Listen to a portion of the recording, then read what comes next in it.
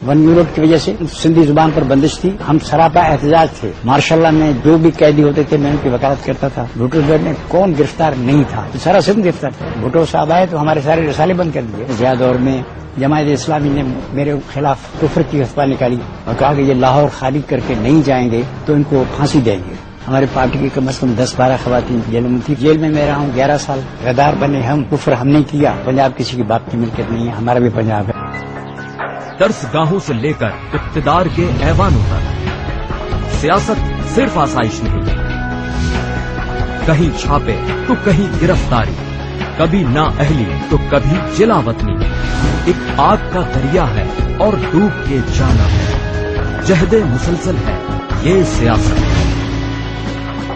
میرا نام رسول بخش علی جو ہے، میں عوامی تحریک کا سربراہ ہوں. میں جنگشاہی اسٹیشن جو کراچی اور حیدرآباد کے درمیان مرکز میں ہے اس کے قریب گاؤں کا پیدائش ہوں. اور پھر ادھر ملا مکتب میں نے تعلیم حاصل کی ہے. پھر ایس این کالج سے لا کیا. امریکہ کے بہت ساری یونیورسٹی میں لیکچر دیے، آکسفورڈ میں، کیمبرج میں، سسیکس یونیورسٹی میں یہ میں جاؤں، اور پنڈت جواہر لال نہرو یونیورسٹی دہلی والی.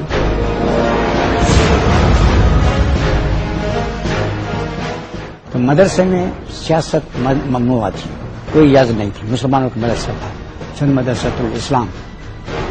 تو 46 میں جب یہ بحری لوگوں نے بغاوت کی، ادھر ہم نے بھی مدرسے کے خلاف بغاوت کی اور اس میں انگریزوں کے خلاف مظاہرے کیے. ہندو مسلمان دونوں نے.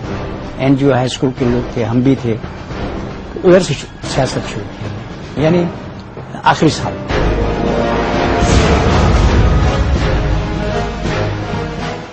میں لا جب پڑھتا تھا اس زمانے سے میں پالیٹکس میں ہوں. حیدرآباد جتوئی کسان امیدوار تھے، سندھ کے سب سے بڑے نواب چانڈور کے مخالف کھڑے ہوئے تھے. وہاں سے ہم نے الیکشن میں حصہ لیا اور وہیں سے اپنی سیاست چھوڑی. جماعت اسلامی نے میرے خلاف کفر کی فتویٰ نکالی اور کہا کہ یہ لاہور خالی کر کے نہیں جائیں گے تو ان کو پھانسی دیں گے. میں نے کہا میں آج جانے والا تھا لیکن اب نہیں جاؤں گا. اب کریں یہ پنجاب کسی کی باپ کی ملکیت نہیں ہے، ہمارا بھی پنجاب ہے. اب کو دیکھیں کیا کرتے ہو. کالا باغ ڈیم بے نظیر کے ساتھ ہم نے وہ اباوڑ میں ڈیمونسٹریشن کیا. ابھی بھی ہمارے پانی کمیٹی تھی، انٹیگریٹڈ تھل کینال، ان کے صدر تھے اپنے محترم قائم علی شاہ صاحب. ہم بھی اس میں تھے، بنیادی طور ہم تھے. پھر ہم نے ان کو انوائٹ کیا. اس کے بعد سے جو بھی یہ پونم میں ہم تھے، لیکن انہوں نے پھر کہا کہ این کیو ایم کو اس میں شامل کریں گے، مظلوم ہے، یہ بھی مظلوم قوم ہے. تو ہم نے پھر استعفیٰ دے دیا تھا.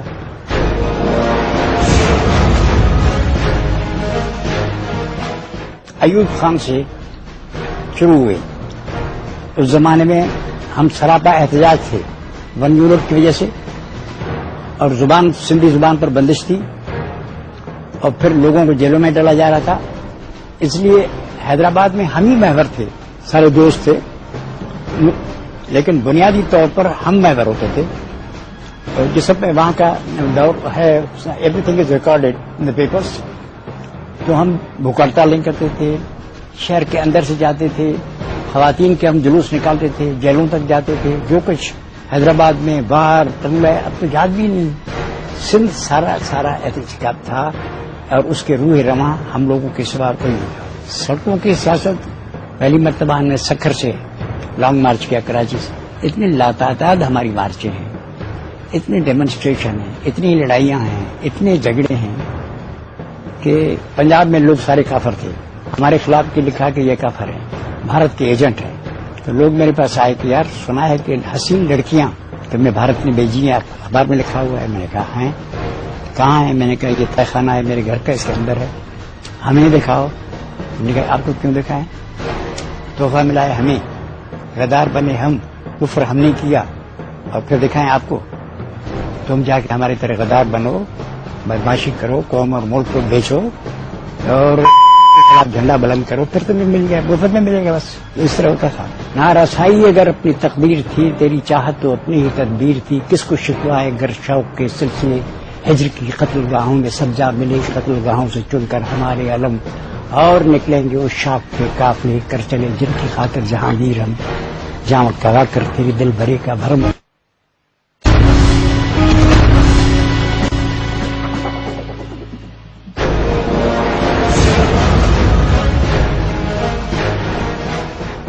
67 کے اینڈ میں یا 68 کی شروعات میں آیا تھا ادھر، یونیورسٹی میں تھا، کراچی یونیورسٹی میں گیا تھا، تو ادھر سے واپس جا رہے تھے تو راستے میں بتایا، ریڈیو پہ سنا کہ ولی خان گرفتار ہوئے ہیں، بھٹو کو گرفتار کیا ہے. تو میرے ساتھ جو بیٹھے تھے میں نے ان کا کہا میں بھی گرفتار، مجھے بھی کریں گے. کہ آپ کو کیوں کریں گے؟ بس میں نے کہا مجھے گرفتار کریں گے. میں گیا تو پولیس کھڑی تھی، میرے پاس کچھ کتابیں تھیں، وہ میں نے، ایک آدمی آیا ملا اس کو دے دی. اتفاق سے وہ سی آئی ڈی کا تھا، مجھے پتا نہیں تھا، میرا واقف تھا، دوست ملنے والا بھی تھا. میں نے کتابیں ان کو دے دی تو پھر ہمیں لے گئے. دنیا ہی عجیب تھی جیلوں میں. That was my first term. ادھر ہم ملاقاتیں کرتے تھے، سیاسی باتیں کرتے تھے، کلاس لیتے تھے اگر موقع ہوتا تھا. پھر کچھ عرصے کے بعد کراچی بلایا گیا ہمیں، تو جج صاحب وہی تھے جنہوں نے بھٹو صاحب کو پھانسی دی تھی. انہوں نے پوچھا کہ آپ نے یہ تقریر کی ہے؟ میں نے کہا میں نے یہ تقریر کی نہیں ہے، لیکن اگر میں وہاں ہوتا تو مجھے تقریر کے لیے کہا جاتا تو میں یہی تقریر کرتا. یو آلریڈی می یس کیوں نہیں تقریر، ہمیں حق ہے. پھر ہوا، انہوں نے چھوڑ دیا. 68 میں مجھے جیل میں ڈالا اور پھر یہاں کافی وقت میں رہا کراچی میں. اور اس زمانے میں یہ ون یونٹ کی اسٹرگل تھی، ہم اس میں پیش تھے. سندھی زبان کو کہا کہ 5 جماعت سے زیادہ مت پڑھاؤ، اس کے خلاف ہمیں تحریکیں نکالی. 4 مارچ والی تھی، میں وکیل تھا. ماشاء اللہ میں جو بھی قیدی ہوتے تھے میں ان کی وکالت کرتا تھا. بھٹو صاحب بھی کبھی کبھی آتے تھے دیکھتے کیس لینے کے لیے، لیکن ملٹری کورٹ میں کیس ہم لوگ کرتے تھے.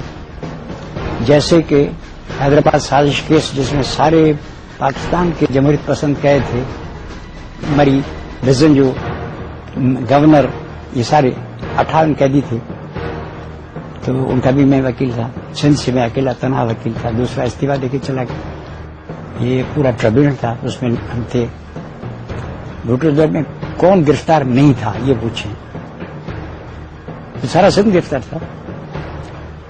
ایک دن میں جیل سے آ رہا تھا، مول صلاح الدین صاحب ہمارے ساتھ تھے، جماعت اسلامی. ایک دوست اور بھی تھا، ہم جا رہے تھے اسپتال، تو وہ سندھی تھا. اس نے دیکھا کہ آدمی جھاڑو دے رہا تھا. اس نے پوچھا آدم کیسے ہو، کیا حال ہے؟ کہنے کا یار یہ یہاں کیسے پہنچے ہو؟ اس نے کہا یار خدا کھانا خراب کرے یہ رسول پلیجو کا جس نے مجھے پھنسایا ہے. میں اس کی طرف دیکھنے لگا، اس کو کیا ہوا؟ کیا رسول پلیجو کو جانتے ہو؟ اس نے کہا نہیں. تو پھر کیا ہوا؟ کہنے لگا وہ سمندر پہ آیا، میں سمندر کے رہتا ہوں، ادھر آ کے کشتی میں سوار ہو کر کہا بھٹو کے خلاف بغاوت کرو. اب بغاوت اس نے کی، پھنسا ہوا میں ہوں، پکڑ کے لی ہے.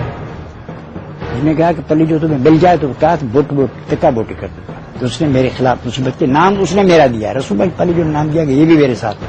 اس طرح ہوتا تھا. آپ بیٹھے ہوتے تھے نا تو 10 کیس آپ کے خلاف ہوں گے. لڑکی بھگا کے لے گیا، بھینس چوری کر کے چلا گیا، وہ سب سیل ہو جائیں گے، کاپی نہیں ملے گی. آپ جیل میں گئے ہیں، کیس نہیں چلے گا. لوگ کہتے تھے کہ جب بھٹو صاحب جب تک ہیں کیس نہیں چلے گا. ایک یونیک دور تھا، میں نے اس پہ لکھا بھی ہے، یونیک دور ہے، ایسا مثال کہیں بھی نہیں. میں 86 میں زیادہ دور میں رہا ہوا، انہوں نے رہا نہیں کیا. ہائی کورٹ کے پاس ہم گئے، میں قیدی تھا، میں اپنے کیس خود چلاتا تھا. تو وہ ہم نے اپنا کیس آرگیو کیا. انہوں نے رپورٹ کیا کہ رسول بھائی پلیجو ابھی بھی تخریبی کارروائی کر رہا ہے. میں نے ان کو بتایا کہ جی میں نے کی ہے. لجو نے پوچھا تو میں کی؟ میں نے کہا ہاں. کیسے کیا؟ میں نے کہ میں جیل میں تھا اور یہ جو ہوم سیکرٹری ہے انچارج، انہوں نے مشورہ دیا کہ تم ظاہر وزارت کرو، ہم تمہیں کچھ نہیں کریں گے، جو کچھ کرنا ہے وہ کرو. اس لیے میں حکومت کے خلاف کرتا تھا.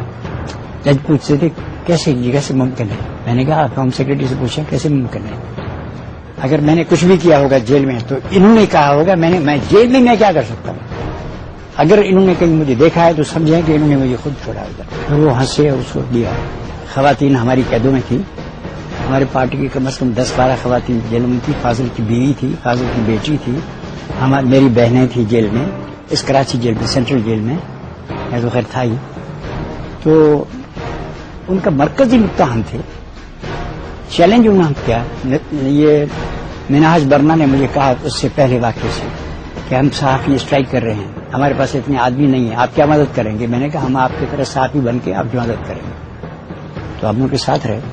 افسوس یہ ہوا کہ ہمارے پوچھے بغیر انہوں نے فیصلہ کر لیا. ہمارے لوگ یعنی ڈیتھ تک ہڑتال میں بیٹھے ہوئے تھے، انہوں نے فیصلہ کر لیا، لیکن ہو گیا. جتنی ڈپریشن وہ پھیلانا چاہتے ہیں، لوگ پاگل ہو جاتے تھے، اور جیل میں ادھر لوگ تکلیف میں ہوتے تھے. پروفیسر وغیرہ میں نام نہیں لوں گا، ان کو میرے پاس بھیجتے تھے کہ یہ اس کو ٹریٹ کرے گا. میں ان کی باتیں سنتا تھا، یہ دکھ ہے فلاں. کیا دکھ ہے؟ راؤ رشید ابھی نہیں ہے زندگی میں، آپ ان سے پوچھتے ہیں. میں نے کہا کیا ہے؟ You will allow them to succeed, اور آپ کو ڈرا کے تم اندر سے کیوں کرو گے؟ پھر آئے کیوں ہو؟ کچھ بھی نہیں ہے. اسٹالن کے حال میں کیا ہو رہا تھا، چائنا میں کیا ہو رہا تھا، ویتنام میں کیا ہو رہا تھا، یہ بمباری کہاں ہو رہی تھی؟ امریکہ نے بم پھینکے ایک رات میں لاکھوں آدمی ہیروشیما ناگاساکی میں قتل کر دیے، تم مرے جاتے ہو. تو اس طرح ہمارا سارا تجربہ مقابلہ کرنے کا ہے. ہم جو تاریک راہوں میں مارے گئے، سولیوں پر ہمارے لبوں سے پرے تیرے ہاتھوں کی چاندی دمکتی رہی، تیری زلفوں کی مستی برستی رہی.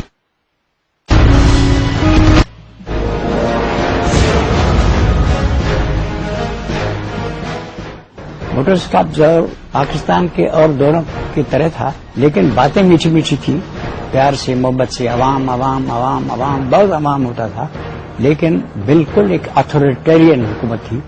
لوگوں کو ہم سب جیل میں، بھٹو صاحب آئے تو ہمارے سارے رسالے بند کر دیے.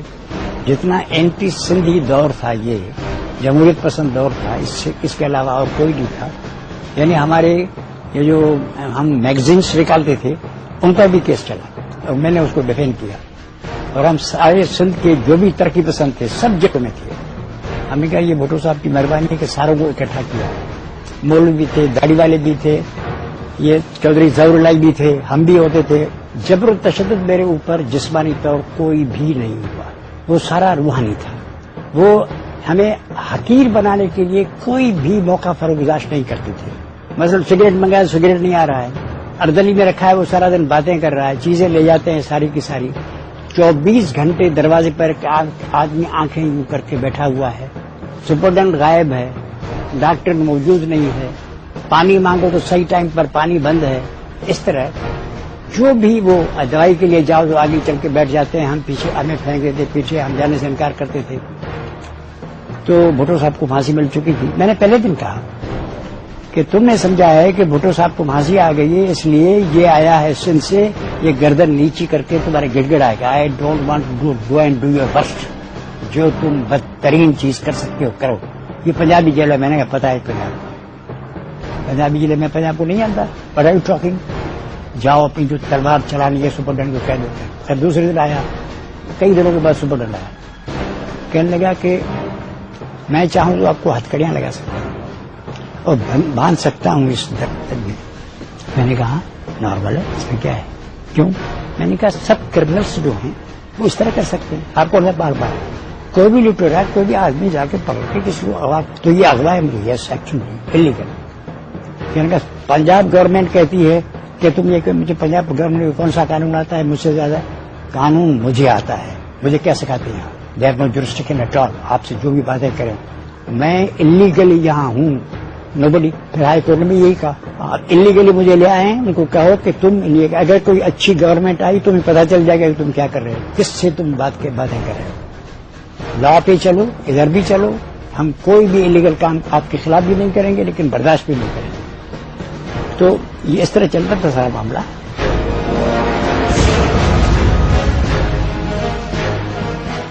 بھٹو صاحب کے زمانے میں خصوصاً انڈر گراؤنڈ کام کرتے تھے، نام بدل کے جیسے ہوتے ہیں. تو کرایہ ہے نہیں، پیدل چلے جا رہے ہیں، تنگ و تاریخ مسافر خانوں میں رہتے ہیں. ورنہ کیونکہ پولیس والے تو مجھے جانتے ہیں، میں تو وکیل ہوں، مجھے ہر ایک جانتا ہے. اس لیے پیدل چلنا، گاؤں میں جانا، بھوکوں مرنا، بے وسیلہ ہونا، ہر وقت گھیرے میں رہنا، پھر گرفتار کسی وقت بھی. صف اعداء کے مقابلے ہمارا ہے پر مادر روس کی آنکھوں کا درخشاں تارا، جس کی تابانی سے روشن ہے زمین. وہ زمین اور وہ وطن جس کی بنیادوں میں جمہور کا عرق، ان کی محنت کا، اخوت کا، محبت کا خمیر. کیا میں اس جنگ کا خاموش تماشائی بنوں؟ کیا میں جنت کو جہنم کے حوالے کر دوں؟ کیا مجاہد نہ بنوں؟ میرے نغمے تو وہاں گونجیں گے ہے جہاں کا اپنے سالار برائے تاریخ. جوئے پرجوش بنو، برق کا سیلاب بنو اور بہو. ایک پگھلتے ہوئے لوہے کا سمندر بن کر غضب آلود بھنور بن جاؤ اور فاشسٹ خنازیر کو کنار کرو.